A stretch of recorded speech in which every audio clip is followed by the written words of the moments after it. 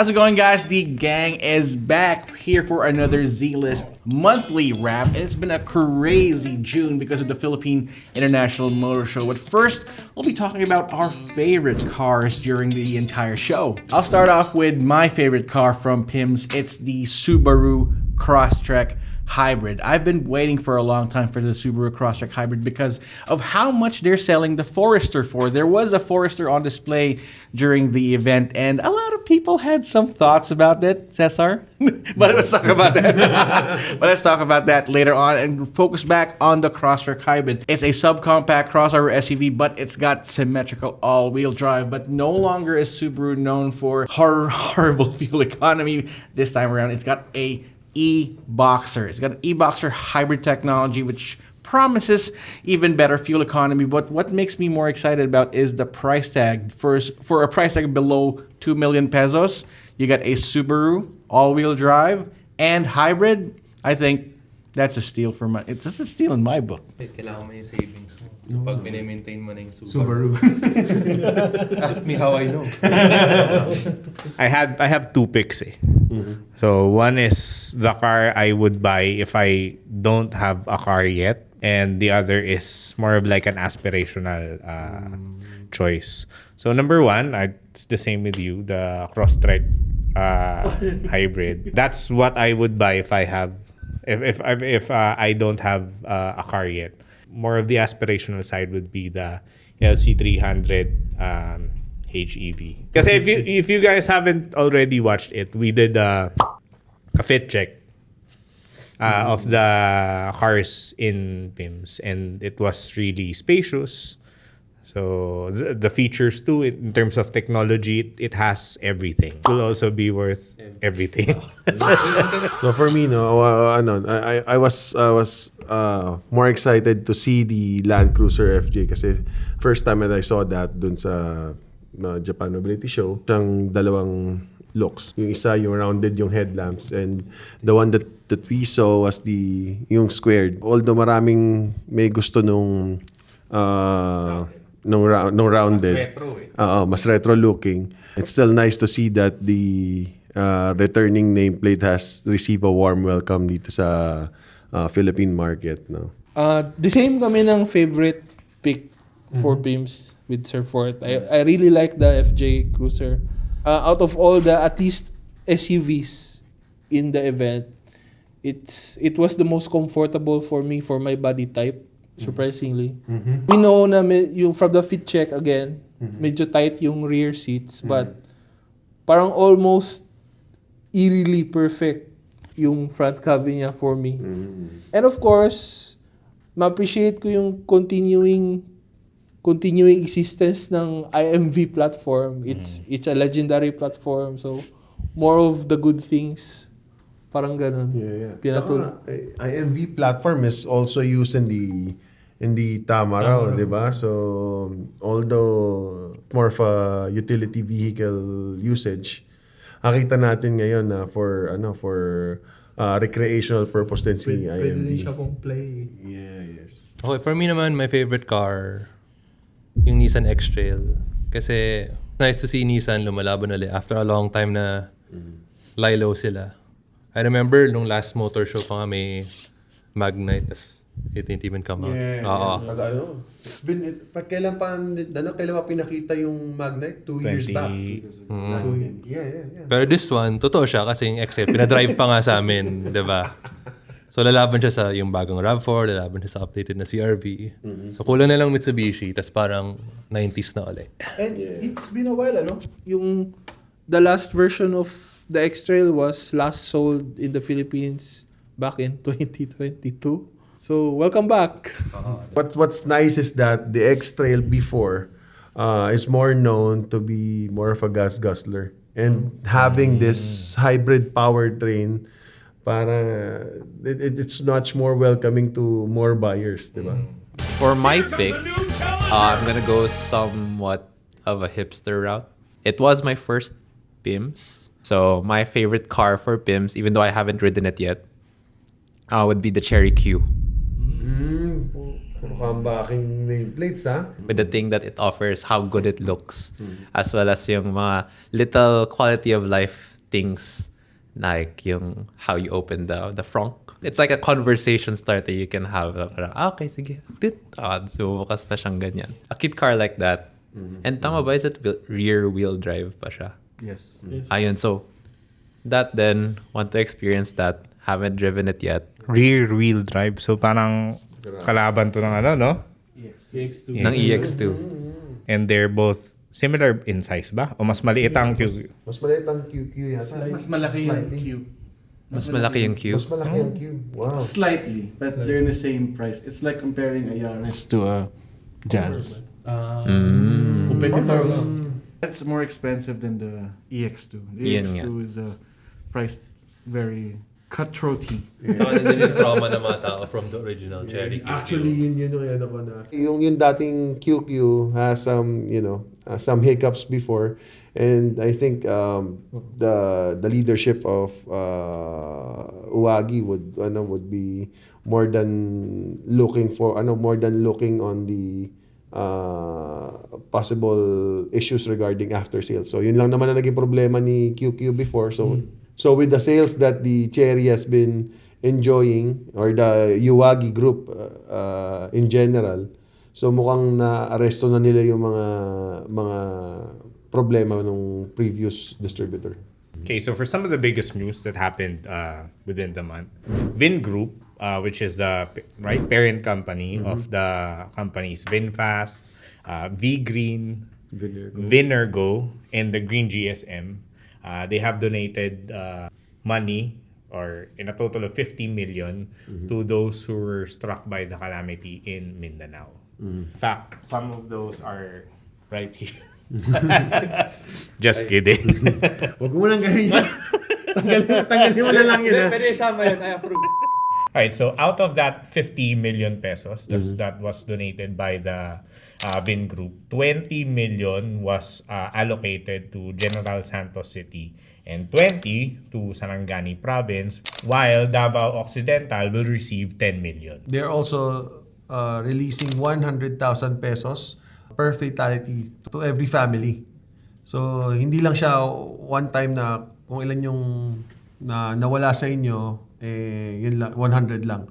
So, ang laking tulong nito because usually most of the companies that are helping here in the Philippines, and I'm not undermining them, they usually send out 1 million, 1.5 to 2 million, parang ganon. And this one time big time, 50 million, 'di ba? And that's for a certain area lang. It's also noteworthy that the 50 million pesos has been allocated and distributed to the local government units for them to use according to their programs. Okay, next. Di ba usually, when we publish sales figures from local car brands, hindi natin usually nasasama si BYD. BYD is not a member of company. It just turns out na member pala sila ngayon ng AVID. This came as a surprise for us. BYD has not made it public beforehand. Wala silang sinabi na intention of joining AVID, and here we go. Member na sila ng AVID. Yes. For those who don't know, AVID stands for the Association of Vehicle Importers and Distributors. They held a summit a few weeks ago, and lo and behold, BYD representatives were there. Yes. And through that summit, we have learned that BYD is still the third best-selling brand in the Philippines. So that's for the January to April timeline nga lang. No? So during that presentation, we have learned that the Chinese automaker had sold 13,723 units. Hindi namin alam kung ano yung best-selling, but what do you guys think? What would be the best-selling model in the Seagull yan, Seagull. Seagull. Kasi ang mas nakikita ko would be the Sea Lion 6. I'm not sure. Or Yangwang U9. or yung seal. Yung sedan na kasi DMI. taxi. Seal file, yeah. So baka nagkaroon na ng fleet, no? Yung AVID ba, regularly sila naglalabas ng numbers or mag-aantay lang din tayo till December for another update? That we have to check kasi there was a time pag nag-release si Campy almost the same day is naglalabas na rin si AVID. And then again, naging quiet sila for a time. Then ngayon nung lumabas sila, we got surprised na they got the one of the biggest contenders in the automotive industry. Baka napansin nyo, konti lang reviews namin this month kasi PIMS and preview season. So for our favorite cars for June, we'll include some of the first looks that we did. Starting with the reviews, we did our review of the BYD Sea Lion 6, About Time. The Yamaha Lexi, About Time din na may motor. And we did a trio of X-rated cars. Ayan. So we had the first look of the BZ4X, the Geely EX2, and the Mitsubishi X-Force in GLX version. And now, pilian na.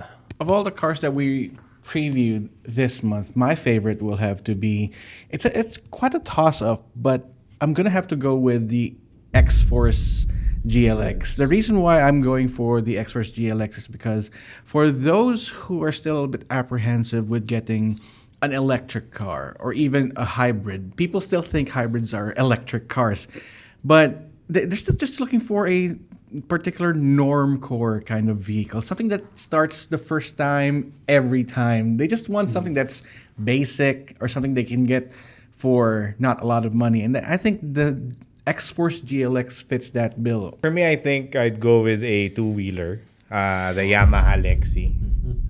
Kasi what's special about it is it's a 155cc motorcycle. And body that probably would be for a 125cc bike. Yes. Immediately you have that power, torque, yung ratio ng body to engine niya, and the capabilities it provides. Plus, I mean, it's a fresh look versus other motorcycle brands that put out, like what you said, designs that look very aggressive and angry. This one looks something that you can easily or leisurely drive within the city. Parang ganun. Roy had the X-Force GLX, the most accessible model in the variant in the lineup. You had the Lexi, which is also has an X. Also has an X, and it also has a very accessible price tag, no? Less than 100,000. For me, I'm going for the Sea Lion 6. Sea Lion 6. So, pala. Okay, lahat pala may X. Lahat talaga. Lahat may X.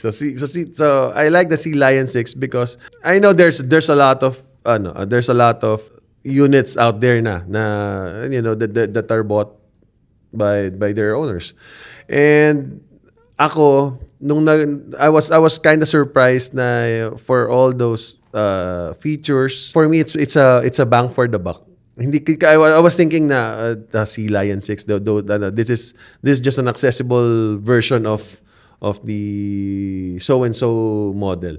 Hindi pala. Meron sabihin, okay din pala siya, and hindi pala ako nag-cut corners pagka hindi ako nagtipid ng todo to get the things that I want for a crossover. For this month, among the cars that we reviewed, I really, in this case, a motorcycle, I really like the Yamaha Lexi. I've been saying this for years. 150cc motorcycles, in general, medyo tumataas na yung mga price, di ba? Yes. Aerox and Max, PCX, they've become less accessible in general. And then here comes the Lexi, na ngayon is available for 99,900. It's very, very affordable for what it is. And syempre, na-mix din yan yung practical side niya. Most 150cc motorcycles and above don't have a gulay board. Yes, they already have a spine. Oh. Yes. Aerox, kahit si Aerox, Yes. parang wala siyang space for the legs. Not. And that's a winning combination, at least for me, no. I don't ride anymore kasi baka masira ko yung motor. Pero if I could buy a motorcycle, I would go for the Lexi. So for this month, I think I would go for the EX2. Kind of like bouncing off yung Cherry Q in a sense of what they're capable of. However, this is a car na me and Roy were able to ride in. And so it was very spacious for a very compact car.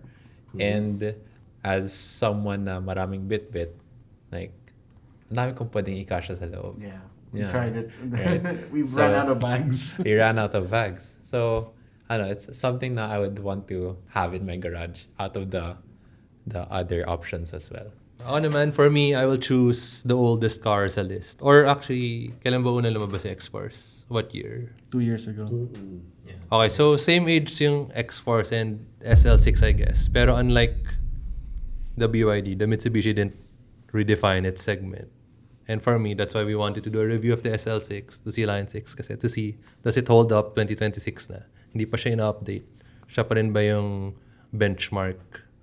And I think during our review, parang agree kami na parang yes, ganun pa rin siya ka-solid na car. Solid pa rin yung price, solid pa rin yung technology, and yung looks niya, hindi pa rin na-outdate kahit ang dami ng bagong lumabas. So for me, I'll choose that one from the cars here kasi siya yung pinaka may na-prove na. And I think in another 2 years or 3 years, malakas pa rin yung appeal niya for everyone. So there you have it, folks. Like I said, it has been a crazy June season for us, and it's been a lot of cars that we featured here. But we want to know what you think. Drop us a comment in the comment section down below and pick which car would you choose with all the cars we featured at PIMS, here at Zigwheels.ph. And while you're at it, subscribe to our channel and hit that notification icon so you won't miss any of our videos. This has been Roy Robles. This is Paolo. Ford. This is Cesar. It's Izer behind the camera, and this is Ash. Thanks for watching.